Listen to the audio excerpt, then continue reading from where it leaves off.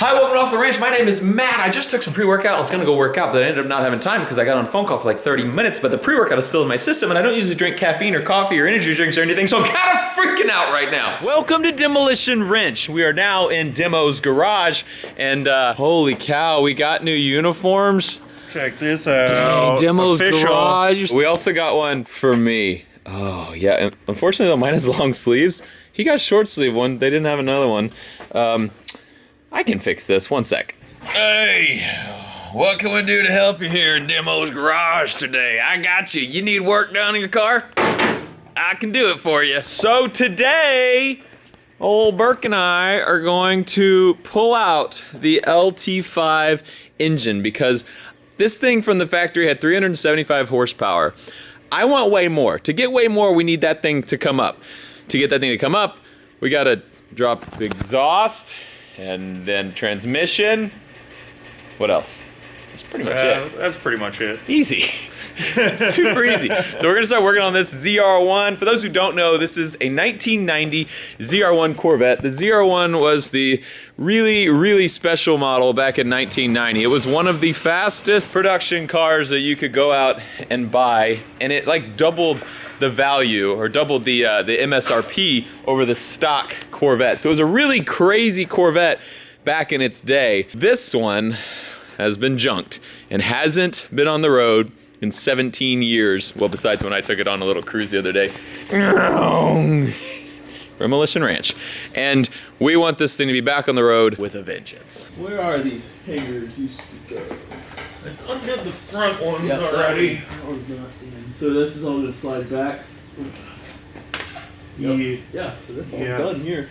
Yeah, so it should be just these and these, I think. We need a lift. Ugh. Hey guys, this is where the spare tire goes. Right here. It's not there. What are these cables here? Is that just...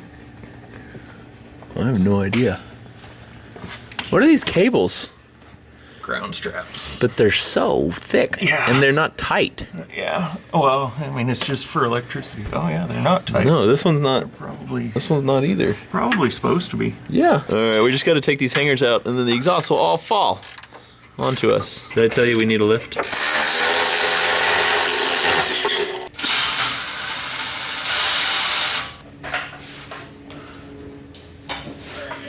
I'll go. All right, engine's up there. There's the exhaust part of it we just took off. There's transmission.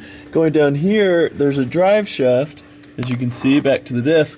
But there's this thing called a C-beam that goes around the drive shaft. So we gotta get the C-beam out first, and then the drive shaft out, and then the transmission. Oh, C-beam looks not fun. These two 18mm bolts go all the way up there. The problem is I have to get a wrench on the nut, which is shoved up in there. So somehow I gotta like fish it through there and hook it there so I can break these things loose. Oh, we don't have much room. This will be good. Okay, we turned the cameras off for a while, but we got all those crazy bolts out. Now we just gotta get this C-beam out. So it goes all the way around it, hooks to the transmission and back there. So we're about to fall out and get hit with it. Ooh, look at that thing hanging down now. This pry bar right here, I was just telling Brian, I sort of stole it. I had a 19, oh my gosh. Dude, your dog is at the end of the pasture, just so you know. Disco! I see him. Oh, that end? Oh. Yeah, like way over there. He can't hear you. I had a 1972 Firebird, and I took it to a place to get some exhaust work done. And they fixed it. Hey, bud. They fixed it, and I went and picked it up, drove it all the way home, and then I went up under the car to look at something, and that pry bar was like jammed up. They had like left it in there, and it just stayed under my car the whole way home. So I've had it for 20 years. Some guy probably got chewed out because he lost the pry bar. Hey guys, I forgot to film, but we got the drive shaft. Look, it's down there. So we decided that's the only way we're gonna get this C-beam out. So I just took the drive shaft out. Now I wanna see if I can get this C-beam out. God, it's so stuck. I think I might need to pull this parking brake cable out of here. Then it should just drop out, I think. Oh, so much stuff just fell on my head. I did it! Woo! So that's the C-beam. The drive shaft goes right in here, and this thing hooks to the differential and the transmission to keep flexing. So obviously when you floor it in a car with a lot of horsepower, it can twist stuff. And so this just helps prevent twisting. It also helps preventing getting your engine and transmission out of the car because it's really stuck in there. Dropping the transmission now. Well, hopefully we have one bolt left in it. And it should be free. Here it comes. Okay. Alright. Good. So we should be able to just pull it back out of the clutch. It's got a long shaft in there. It seems very stuck. Oh, There we go. It's moving. There we go. It's rotating. Let me lower it a little bit. Yeah, it's coming. It's just real slow. Love working on cars, you know what I mean? We're gonna take a little break for lunch and then we'll come back and get that thing out. Ugh, we just gotta get this tranny out of here now.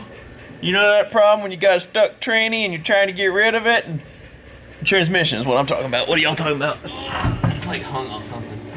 Just roll it. Keep going. There it is. Freedom! Easy as that. Boom, boom. Boom, boom.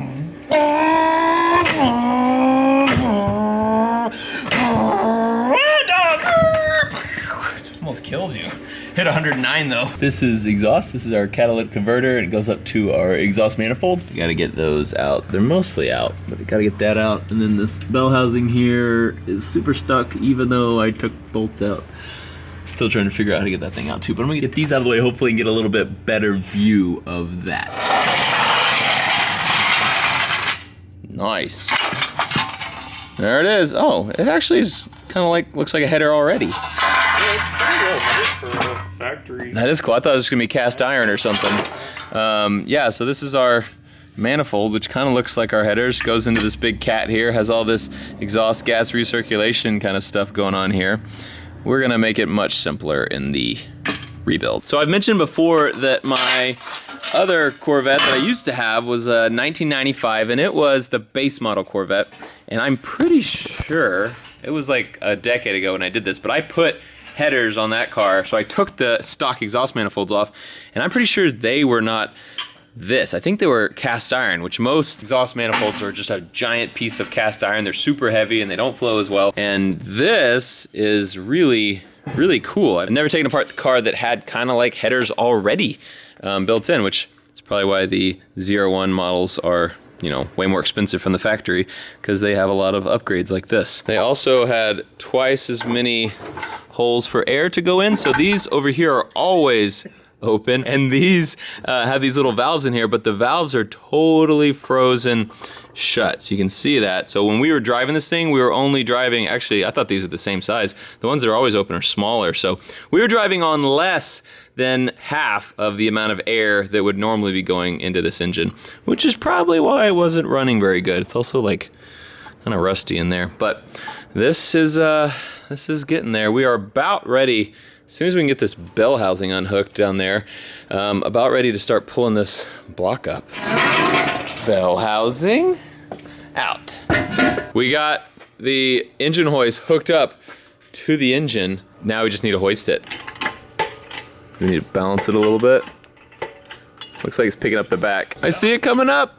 All right, there's always something you forget to unhook, right? Always. Like I never, Always. I pulled out like 2 engines in my life, but there's always like, you think everything's off and it's not. Also the engines I pulled out were in like late 60s muscle cars, so there's a lot less stuff hooked to it than this brand new 1990 Corvette with all the computer and electronic gizmos.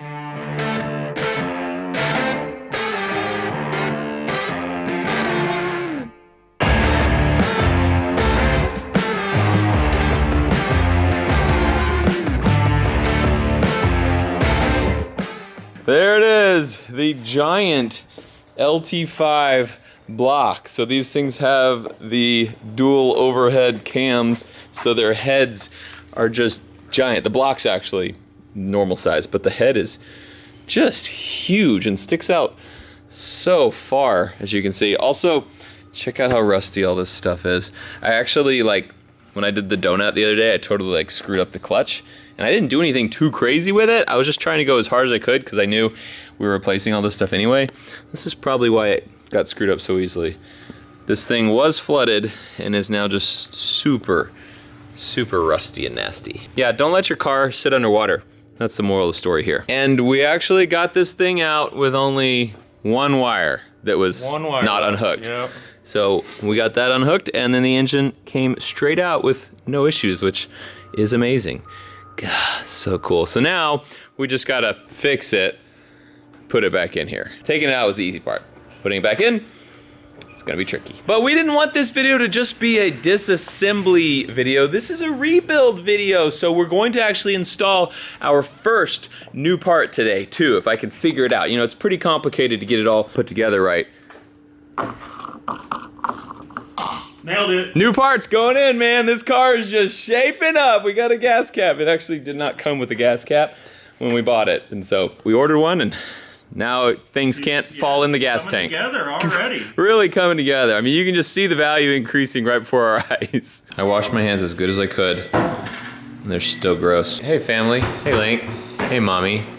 Hey, girl. Meredith, would you say right now you could beat me in a 3-mile run? No. I'm getting pretty fast, right? Probably for the first time Ever. Yeah, ever. I Yeah. would say no to that. So I've always been faster in like a 100-yard dash. Mare has always been able to run further and faster on longer runs. But I have been going fast and training hard and trying to get really strong for this really prestigious event we have coming up in the next couple months. But Meredith said something the other day that made me realize she's doubting me a little bit. Our friend Rob has also been running a lot. And Meredith said he might be able to beat me. He sent you a picture of his treadmill that was like way faster than you've ever. His treadmill? Treadmills that could not be calibrated right. He said he ran 5 miles in like 32 minutes or something, which is insane for non-runners. I'm also going to throw him under the bus at the same time that I give him credit, because he also thought that being able to run 5 miles in 30 minutes would be like Olympic level running. He did say, he goes, That's got to be like a world record. he said, that's right? got to be some kind of record. I was like, what are you talking about? Like, you think you're the fastest man in the world because you ran on a treadmill? No, he thought if he could bring it down another 2 minutes, it would be a record. Rob, it's a good thing he's handsome because he doesn't have much. I'm just kidding. But anyway, Rob thinks he's coming for me. Mare is a little worried that Rob might be coming for me. I'm just saying, he ran 5 miles at a 6.5 minute pace. But the race we're doing is the beer mile.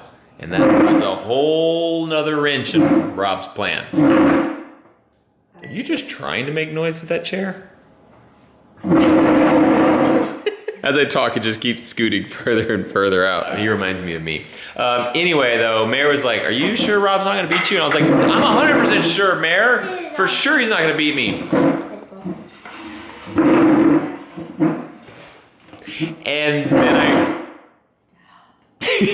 And then I went and ran really hard because I was like, well, now I can't let Rob beat me. So anyway, just so you know, Rob, if you're watching this video, you will not beat me in the beer mile. Absolutely no way, no how. I'm training twice as hard now to make sure that you, my friend, are not coming for me.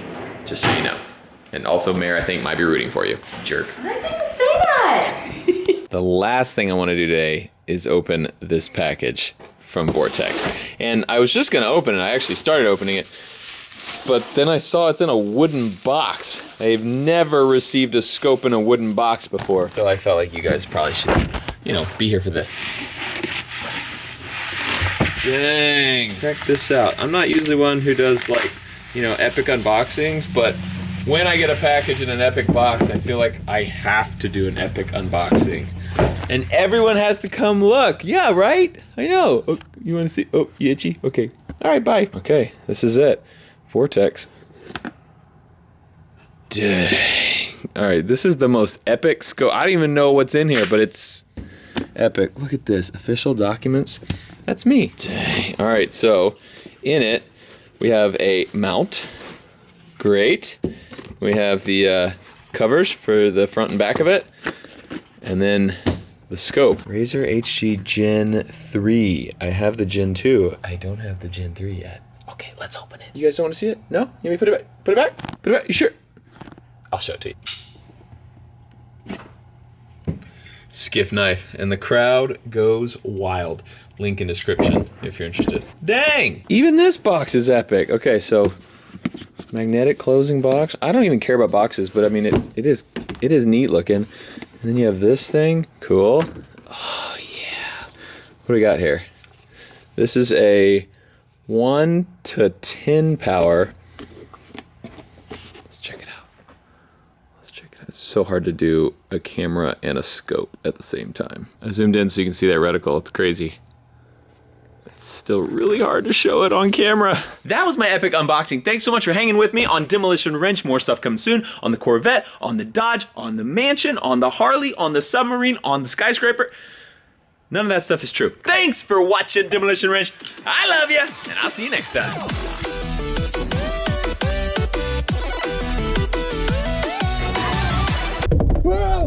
Oh. Hey, what camera is that? Number... Shut up!